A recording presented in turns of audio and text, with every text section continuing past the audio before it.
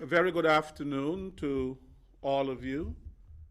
Welcome to the National Emergency Operations Center COVID-19 daily briefing for the 17th of April 2020. I am Lesroy Williams. Thank you very much for joining us for today's briefing.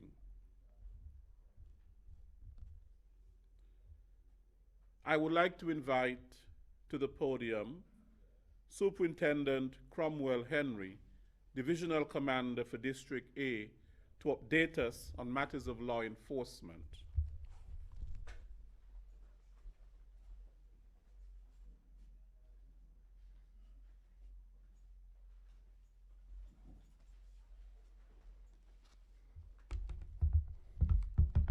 Thank you, Mr. Williams, and pleasant good afternoon to all. As usual, I will start with our law enforcement activity in terms of arrests for the past 24 hours. We've seen an improvement based on the number of arrests in persons' compliance with the curfew, especially at nights. Over the past 24 hours, we've made one arrest, bringing the total to date from March 28th to 73. I just want to remind persons that the curfew ends at 6 a.m. on partial curfew days. This morning we saw persons lining up at supermarkets before 6 a.m. Please note that you are in violation of the curfew if you venture outside your residence before this time. We let it pass this time, but we advise in future you would get a different law enforcement response. So we ask persons to respect the curfew hours on partial curfew days, and we will be having a next partial curfew day on Monday.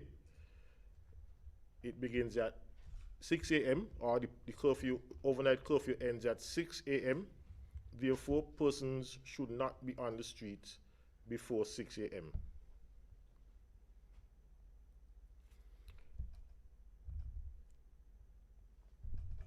Our strategy of having essential workers and senior citizens queue all day as opposed to specific time of the day is working well. We've seen these two groups being accommodated well, but we ask that senior citizens be given preference in this line. Where there's a queue of senior citizens and essential workers, we just ask that we extend some courtesy to the senior citizens to have them go first in the line. We do not want to have persons who are not as strong as us standing behind us. Next week, again, we would have a similar situation where we would have two lines at the supermarkets or at other business places, one for senior citizens and essential workers, and the other for the general population. Again, we ask that the senior citizens be given preference. And senior citizens are persons who are age 60 and over. Of course, in order to confirm your age, you would have to present some form of ID to the officers managing the lines to satisfy them of your age. Restaurants are permitted to be open on partial curfew days, but are only allowed to sell takeout. We've seen persons queuing outside some restaurants and not observing the social distancing protocols. We want to remind these business owners that you are responsible for the queue inside and outside of your premises, and we ask that you ensure that the persons who are queuing outside your property do so observing the social and physical distancing rules. The police have been assisting businesses, those businesses where we do not get to place police officers. We ask the businesses to provide private security to manage this line. In closing, I just want to announce that Delil Walwin, agent for Caribbean Alliance Insurance, is accommodating the insurance customers regarding renewals and other insurance businesses and inquiries.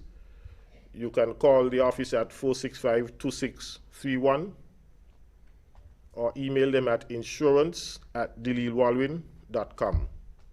insurance@delilwalwin.com.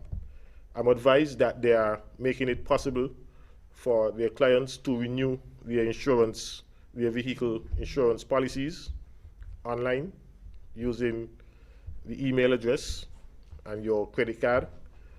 And so you would have your certificate emailed to you in order that you may renew your vehicle license via the Inland Revenue website. So persons who have vehicles insured with Delil Walwin, you can now renew your policies online by calling the office, 465-2631. Of course, the call will be forwarded to someone. Or you can send an email to them at insurance@delilwalwin.com. I want to, in closing again, thank residents for their cooperation with the police. We've seen fewer persons in line at supermarkets, more orderly lines in most cases. And we remind you that you would have 4 similar partial curfew days next week, starting on Monday and Tuesday, so that there is no need for you to rush or to go in the lines before 6 or at 6, because the supermarkets open at 8. And you will have sufficient time throughout the week to get your essential items from the supermarkets. We ask you again to cooperate with the police and always ensure that you maintain your social physical distancing when you have to queue. Thank you.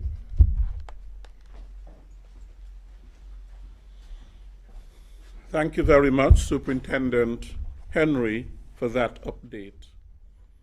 I now invite to address us Chief Medical Officer for St. Kitts and Nevis, Dr. Hazel Laws.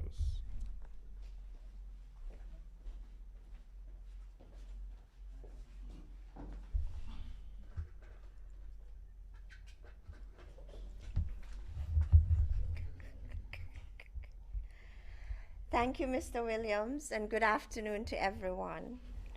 As of Friday, April the 17th at 3 p.m., the World Health Organization reports 2,078,605 confirmed cases of COVID-19 globally, with over 139,000 deaths. To date, 247 persons have been tested, with 14 confirmed positive, 206 confirmed negative, and 27 results pending. We have 0 deaths to date. There are currently 0 persons quarantined in government facility, while 82 persons are quarantined at home. 14 persons remain in isolation, while 610 persons have been released from quarantine. Yesterday, April 16, 2020, the team from the Health Emergency Operating Center at the Ministry of Health participated in a virtual meeting with a panel of advisors working at the Pan American Health Organization Eastern Caribbean office located in Barbados. I presented the Federation's situation report to the team of experts, to which they indicated that they are satisfied with the level of containment of the outbreak so far. They characterized the COVID-19 outbreak in the Eastern Caribbean and stated emphatically that there is no evidence of community transmission in the Eastern Caribbean countries at this time. The Dominican Republic is the nearest territory with community transmission. Remember, each of us have our part to play in protecting ourselves and others from this disease. Continue to engage in physical distancing measures currently in place by ensuring at least 6 feet between persons. Eat healthily and boost your immune system. Engage in effective hand washing practices. Sanitize your hands regularly. And finally, wear face masks in public places. By adhering to these practices, we will win the fight against this invisible enemy. Let us save lives and livelihoods. In closing, I want to inform you that national statistics and other COVID-19 related information can be found at the official website www.covid19.gov.kn, the St. Kitts Health Promotion Unit Facebook page, and the St. Kitts Health Promotion Unit YouTube channel. I thank you.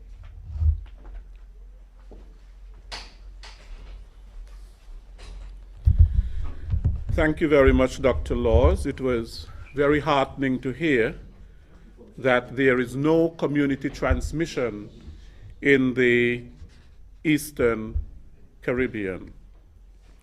I now invite Mr. Abdias Samuel, who is chair of the COVID-19 National Task Force and National Disaster Coordinator at the National Emergency Management Agency, NEMA, to address us. Mr. Samuel.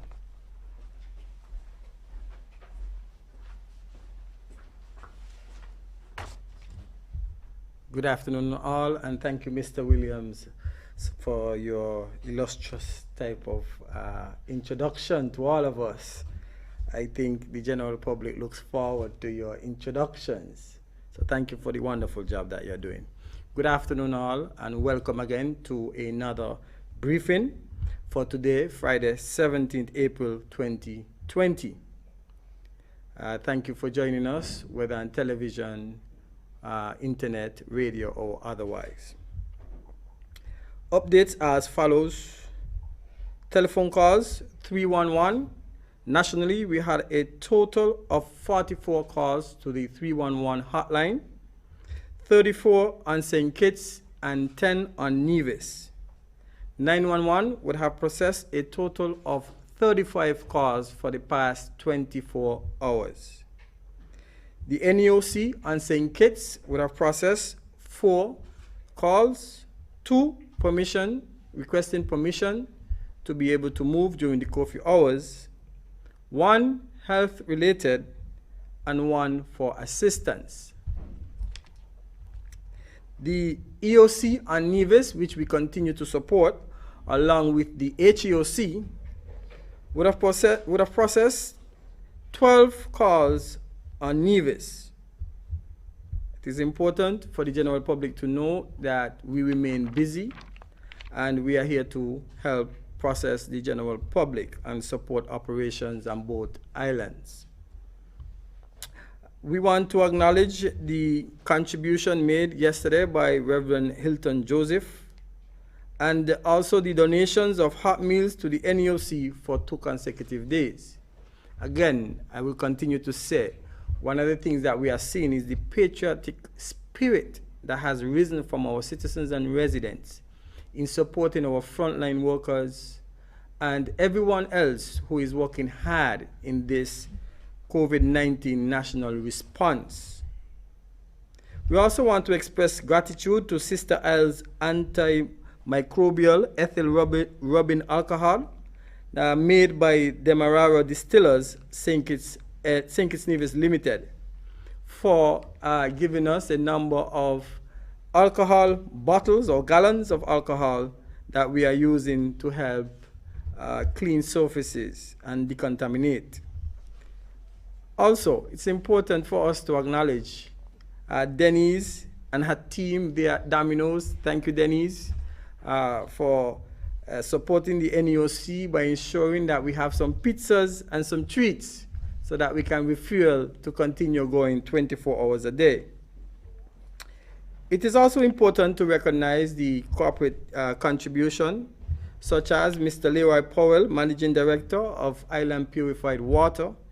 Mr. Powell has stepped up to the plate and supported our security, or what we will say as disciplined forces, throughout District B and beyond, in particular, where he would have seen them working hard in the district to support the operation in Zone 2 today, and would have given them a total of 56 lunches to all security officers in the disciplined forces.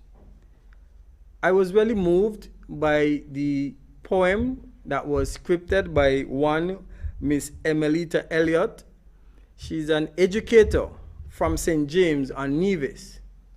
Miss Elliott took her time and talent to be able to lift our spirits with a wonderful poem. I chose not to read the poem because we want to invite Miss Elliott with her own voice to come and read the poem to us as a country. I also want to acknowledge Mr. Peets. I don't want to pronounce the first name because I think I may have it wrong. But Mr. Peets, thank you. He said that on behalf of the fishermen, he's donating 20 pounds of lobster. I don't eat lobster, Mr. Peets. I don't eat fish. I'm a vegetarian, pure vegan. So maybe investor might be looking for a pound of lobster. We want to continue to encourage our citizens and residents to adhere to the social distancing and advice that is being given by the Ministry of Health to ensure that we continue the fight against COVID-19. Again, we also want to encourage persons to not to engage in the misinformation sharing. Let us stamp it out and let us ensure that persons cease and desist from bringing fear into you. Fear-mongering cannot help at this time. We are moving or transitioning into a phase whereby we are gradually relaxing some of the measures. Again, dear citizens and residents, I want to implore upon you that the ball is in your court. We are doing our part. You must do your part. If we see any signs or indicators of a spike in the cases, then we will have but no actions, we will have absolutely no choice but to again employ upon you stringent measures to stop the transmission of this virus. Hence again, I want to thank you for the cooperation, and as Superintendent Henry said, the lines look way much better today. All reports I received from the providers, and the wholesalers, etc., is that you all did well today as our citizens. The lines were much better. By mid-afternoon, late afternoon, a lot of the businesses already would have processed most of the shoppers. Also bear in mind that Monday, Tuesday are going to be partial curfew days. Hence, you will have the opportunity again to do shopping. But bear in mind this, it's important for us to be conscientious of how we do our spending. We look forward for next week, where we now start a different phase, the new norm, and you have to do your part in transitioning yourselves, adapting to the new norm. Again, let us thank all of our nurses, and I want to thank Ms. Richards and Ms. Warner, two strong young ladies who are working with the quarantine and isolation task force, that every day they go out without fear and confront whatever task is put before them. And we thank everybody who is doing a great job, from the NEOC to the hospitals, to Dr. Laws, our First Lady in St. Kitts and Nevis right now, in carrying out such a tremendous task with a wonderful professional group in ensuring that we fight this disease. So thank you again. I look forward for us to enjoy our next 2 days of full curfews, and then on Monday morning, again, we relax the curfews. With that said, all the best, have a happy weekend, and we will see you tomorrow for another update. Thank you, Mr. Williams. Thank you, Mr. Samuel, for your update. That brings us to the end of today's National Emergency Operations Center COVID-19 daily briefing for the 17th of April 2020. I would like to thank Mrs. Christmas Jacobs, who continues to be here each day and to provide communication to a very special group within our society and further afield. I would like to thank Superintendent Cromwell Henry, Divisional Commander for District A, for his update, Chief Medical Officer Dr. Hazel Laws, and Mr. Abdias Samuel. Tomorrow we will be back for another daily briefing. We will see you tomorrow at 5 o'clock. Until then, take care and be safe.